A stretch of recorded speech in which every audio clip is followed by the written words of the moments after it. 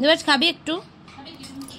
আচ্ছা দিচ্ছি দিচ্ছি। তো এখানে রাখির দিন সকালবেলা দাদাভাইকে রাখি পরানোর পরে মা বানিয়েছিল হচ্ছে দই বড়া, সেটাই আমি এখানে খাচ্ছিলাম। দই বড়া খেতে ভীষণ ভালোবাসি, অবশ্যই সেটা মায়ের হাতে বানানো।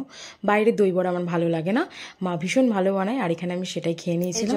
এই রাখিটা ইনি পরিয়েছে, আর এই রাখিটা ইনি বানিয়ে এনাকে পরিয়েছে, তাই তো? আর ইনি এখানে এখন উনো খেলতে বসেছে।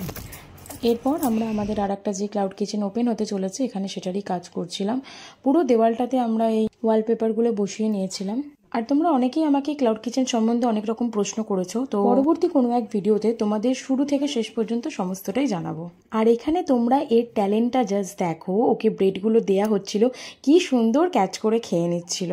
আর জানো তো, বেশ কয়েকদিন ধরে ও সকালবেলা ঠিক এইভাবেই এখানে বসে থাকবে, আর ইনি একে খেতে দেবে, আর রাত্রিবেলা শুতে আসার সময় দেখবো এইভাবেই এখানে বসে